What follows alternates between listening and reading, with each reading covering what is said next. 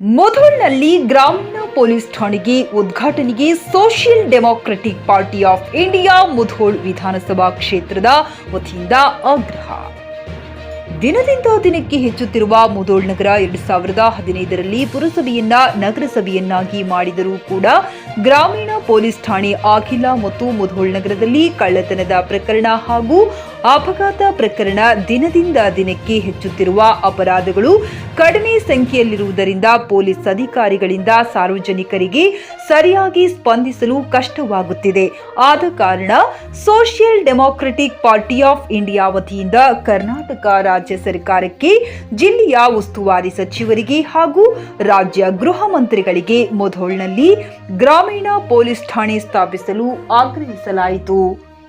ಈ ಸಂದರ್ಭದಲ್ಲಿ ಮಾತನಾಡಿದ ಮುಧೋಳ್ ವಿಧಾನಸಭಾ ಕ್ಷೇತ್ರದ ಅಧ್ಯಕ್ಷರು ರಾಜಪಕ್ಷ ಜಮಾದಾರ್, ಉಪಾಧ್ಯಕ್ಷರಾದ ಮೌಲಾ ಸಾರವಾನ, ಮುಜಾಮಿಲ್ ಮುಧೋಳ್ ಮತ್ತು ಆಫೀಸ್ ಹೈದರ್ ಅಲಿ ನದಾಫ್, ಬಂದೇನಾವಾಜ್ ಸೊನ್ನದ ಮತ್ತೇನಾ ಹಂಬಿ, ರಿಯಾಜ್ ಕಾಲೆ ಖಾನ್ ಹಾಗೂ ಎಸ್ಡಿಪಿಐ ಪಕ್ಷದ ಕಾರ್ಯಕರ್ತರು ಉಪಸ್ಥಿತರಿದ್ದರು.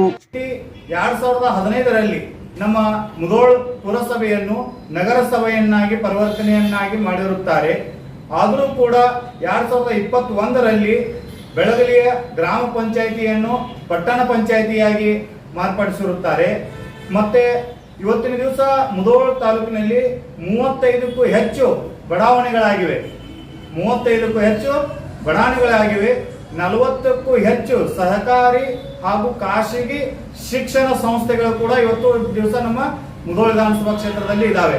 30ಕ್ಕೂ ಹೆಚ್ಚು ಅಧಿಕ ಸಂಘ ಸಂಸ್ಥೆಗಳು ಇವತ್ತಿನ ದಿವಸ ನಮ್ಮ ಮುಧೋಳ್ ನಗರದಲ್ಲಿ ಇದೆ. ಅದೇ ರೀತಿಯಾಗಿ ಮುಧೋಳ್ ತಾಲೂಕಿನಲ್ಲಿ ಪ್ರತಿದಿನವಾಗಿ ಒಂದು ಕಬ್ಬಿನ ಹೋರಾಟ ಆಗಿರಬಹುದು, ಬೇರೆ ಬೇರೆ ಹೋರಾಟಗಳು, ಬೇರೆ ಬೇರೆ ಒಂದು ಪ್ರತಿಭಟನೆಗಳು ಇವತ್ತಿನ ದಿವಸ ನಮ್ಮ ಮುಧೋಳ್ ನಗರದಲ್ಲಿ ನಡೀತಾ ಇದ್ದಾವೆ. ಇನ್ನೂ ಮುಖ್ಯವಾಗಿ ಏನಪ್ಪಾ ಅಂತಂದ್ರೆ ವಿಜಯಪುರ ಹಾಗೂ ಬೆಳಗಾವ್ ಹೆದ್ದಾರಿ ಕೂಡ ಇಲ್ಲಿ ನಮ್ಮ ಮುಧೋಳ್ ನಗರದಲ್ಲಿ ಹಾಯ್ದು ಹೋಗಿರುತ್ತದೆ. ರಾಯಚೂರು ನಿಪ್ಪಾಣಿ ಹೆದ್ದಾರಿ ಇರುತ್ತದೆ. ಹಾಗೂ ಮುಧೋಳ್ ತಾಲೂಕಿನಲ್ಲಿ ಸುಮಾರು 4 ಸಕ್ಕರೆ ಕಾರ್ಖಾನೆಗಳು ಇರುತ್ತದೆ. ಅದರಲ್ಲಿ ಸಿಮೆಂಟ್ ಕಾರ್ಖಾನೆಗಳು ಕೂಡ ಇವತ್ತಿನ ದಿವಸ ನಮ್ಮ ಈ ತಾಲೂಕಿನಲ್ಲಿ ಇರುತ್ತವೆ. ಪ್ರತಿ ವರ್ಷ ಕಬ್ಬಿನ ಕಟಾವಿಗೆ ಸುಮಾರು 20,000 ಕಾರ್ಮಿಕರು ಏನಪ್ಪಾ ಅಂತಂದ್ರೆ ಮುಧೋಳ್ ತಾಲೂಕಿಗೆ ಆಗಮಿಸ್ತಾರೆ. ಪ್ರತಿ ವರ್ಷ ಒಂದು ಕಬ್ಬಿನ ಕಟಾವಿಗೆ 20 ವರ್ಷ ಏನಪ್ಪಾ ಅಂತಂದ್ರೆ ಒಂದು ಕಬ್ಬಿನ ಕಟಾವು ಬೇರೆ ರಾಜ್ಯಗಳಿಂದ ಏನೈತಿ ಕಾರ್ಮಿಕರು ಏನೈತಿ ವಲಸೆಗಳು ಬರ್ತಾರ. ಅದಕ್ಕಾಗಿ ಮೇಲಿಂದ ಮೇಲೆ ಏನಪ್ಪಾ ಅಂತಂದ್ರ ಅಪಘಾತಗಳು ಹೆಚ್ಚಾಗ್ತಾ ಇದಾವ. ಉದಾಹರಣೆಗೆ 2023ರಲ್ಲಿ 52 ಜನ ಮರಣ ಹೊಂದಿರುತ್ತಾರೆ. ಅಪಘಾತದಲ್ಲಿ 52 ಜನ ಮರಣ ಹೊಂದಿರುತ್ತಾರೆ. 61 ಜನ ಆಕ್ಸಿಡೆಂಟ್ ಆಗಿ ಒಂದು ಗಾಯಗೊಂಡು ಆಸ್ಪತ್ರೆಗೆ ದಾಖಲಾಗಿರುತ್ತಾರೆ.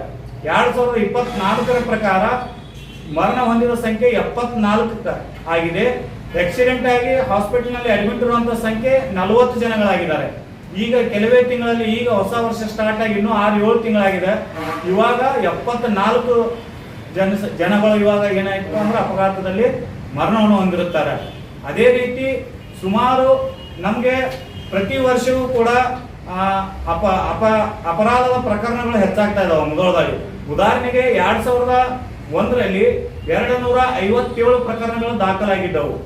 2022ರಲ್ಲಿ 344 ಪ್ರಕರಣಗಳು ದಾಖಲಾಗಿದ್ದವು. 2023ರಲ್ಲಿ 354 ಪ್ರಕರಣಗಳು ದಾಖಲಾಗಿದ್ದಾವೆ. ಈಗ ತಾನೇ ಹೊಸ ವರ್ಷ ಸ್ಟಾರ್ಟ್ ಆಗಿದ್ದಾವೆ. ಇವಾಗಲೇ 246 ಪ್ರಕರಣಗಳು ಏನಪ್ಪಾ ಅಂತ ಇವತ್ತಿನ ದಿವಸ ದಾಖಲಾಗಿದ್ದಾವ.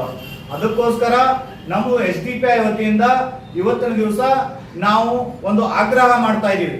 ಇಲ್ಲಿ ಬಾಗಲಕೋಟೆ ಉಸ್ತುವಾರಿ ಸಚಿವರು ಈ ಮುಧೋಳ್ ಗ್ರಾಮೀಣ ಪೊಲೀಸ್ ಠಾಣೆ ಬಗ್ಗೆ ಒಂದು ಯೋಚಿಸಿ ಒಂದು 10 ದಿನಗಳಲ್ಲಿ ಇದು ನಮ್ಮ ಜನರ ಪರವಾಗಿ ಇದೊಂದು ತುಂಬಾ ಕಷ್ಟವಾಗ್ತಾ ಇದೆ. ಸ್ಟೇಷನ್ ನಲ್ಲಿ ಹೋದ್ರು ಕೂಡ ಯಾವುದೋ ಒಂದು ಇವಾಗ ಪ್ರವಾಹ ಬರುತ್ತೆ. ಪ್ರವಾಹ ಬಂದ್ರೆ ಬೇರೆ ಬೇರೆ ಹಳ್ಳಿಗಳಲ್ಲಿ ಅಲ್ಲಿ ಪೊಲೀಸ್ ಕಾವಲಕ್ಕೆ ಹಾಕಬೇಕಾಗಿರುತ್ತದೆ ಮತ್ತು ಕಳ್ಳ ಪ್ರಕರಣಗಳು ಜಾಸ್ತಿ ಆಗ್ತಾ ಇದಾವ. ಮುಧೋಳ್ ಶಹರ ಠಾಣೆಯಿಂದ ಪ್ರತಿ ವರ್ಷವೂ ಕೂಡ ಈ ರೀತಿ ಪೋಸ್ಟರ್ಗಳನ್ನು ಬಿಡುಗಡೆ ಮಾಡ್ತಾ ಇದ್ದಾರೆ. ಬ್ಯಾಂಕ್ನಿಂದ ಹಣ ಬರುವಾಗ ಮನೆಗಳ ಕಳ್ಳತನ ಪ್ರಕರಣ ಹೆಚ್ಚಾಗ್ತಾ ಇದಾವ ಅಂತ ಕೂಡ ಅವೇರ್ನೆಸ್ ಇವತ್ತು ಕೂಡ ಮಾಡ್ತಾ ಇದ್ದಾರೆ. ಅದೇ ರೀತಿಯಾಗಿ ಗ್ರಾಮೀಣ ಪೊಲೀಸ್ ಠಾಣೆ ಒಂದು ನಕ್ಷೆಯು ಕೂಡ ಪೊಲೀಸ್ ಠಾಣೆಯಲ್ಲಿ ಆಲ್ರೆಡಿ ಒಂದು ರೆಡಿಯಾಗಿ ಇರೋದರಿಂದ ಆದ ಕಾರಣ ನಾವು ಇವತ್ತಿನ ದಿವಸ ನಮ್ಮ SDPI ವತಿಯಿಂದ ನಾವು ಗೃಹ ಸಚಿವರಿಗೆ ಆಗಿರ್ಬೋದು, ರಾಜ್ಯ ಸರ್ಕಾರಕ್ಕಾಗಿರ್ಬೋದು, ಇವತ್ತಿನ ಉಸ್ತುವಾರಿ ಸಚಿವರಾಗಿರ್ಬೋದು, SDPI ವತಿಯಿಂದ ಇವತ್ತಿನ ದಿವಸ ಈ ಗ್ರಾಮೀಣ ಪೊಲೀಸ್ ಠಾಣೆಯನ್ನು ಆದಷ್ಟು ಬೇಗ ಇದನ್ನ ನಮ್ಮ ಆಗ್ರಹ ಪರಿಗಣಿಸಬೇಕಂತ ಅಂದ್ಬಿಟ್ಟು ಇವತ್ತಿನ ದಿವಸ ನಾವು ಪತ್ರಿಕಾಗೋಷ್ಠಿ ಮಾಡಿದ್ದೇವೆ. ಆ ಕಾರಣಕ್ಕಾಗಿ ತಮ್ಮೆಲ್ಲ ಮಾಧ್ಯಮ ಮಿತ್ರರು ಇವತ್ತಿನ ದಿವಸ ನಾವು ಕರೆದಿದ್ದಕ್ಕಾಗಿ ತಾವೆಲ್ಲರೂ ಕೂಡ ಈ ಪತ್ರಿಕಾಗೋಷ್ಠಿ ಬಂದಿದ್ದಕ್ಕೆ ಹಾಗೂ ಇಲ್ಲಿ ಬಂದಕ್ಕಂತ ಎಲ್ಲ ನನ್ನ ವಿಧಾನಸಭಾ ಕ್ಷೇತ್ರದ ಸದಸ್ಯರಿಗೂ ಕೂಡ ಧನ್ಯವಾದಗಳನ್ನು ಹೇಳ್ತಾ, ಟಿವಿಎಸ್ ಕಂಪನಿಯ ತರತರಹದ ಮಾಡೆಲ್ ಬೈಕ್ ಖರೀದಿಸಲು ಯೋಚಿಸುತ್ತಿದ್ದರೆ ಎಸ್ವಿ ಟಿವಿಎಸ್ ಶೋರೂಮ್ ನಿಮಗಾಗಿ ತರುತ್ತಿದೆ ಹೊಸ ಮಾಡೆಲ್ಗಳ ಹೊಸ ಬೈಕ್ಗಳು. ಟಿವಿಎಸ್ನ ಎಲ್ಲಾ ತರಹದ ಬೈಕ್ಗಳು ಹಾಗೂ ಎಲ್ಲಾ ಬೈಕ್ಗಳ ಸರ್ವಿಸ್ ಹಾಗೂ ಅವುಗಳ ಸ್ಪೇರ್ ಪಾರ್ಟ್ಗಳು ಕೂಡ ಲಭ್ಯ. ಹಾಗಿದ್ರೆ ಹಿಂದೆ ಭೇಟಿ ನೀಡಿ ಎಸ್ವಿ ಟಿವಿಎಸ್ ಶೋರೂಮ್ ಮಾಲೀಕರು Lokesh RJ, Bharat petrol bunk ಎದುರುಗಡೆ, ನಾಗಲಕ್ಷ್ಮಿ ದಾಬಾ ಹತ್ತಿರ, ಗುಲ್ಬರ್ಗಾ ರೋಡ್, ಹುಮ್ನಾಬಾದ್.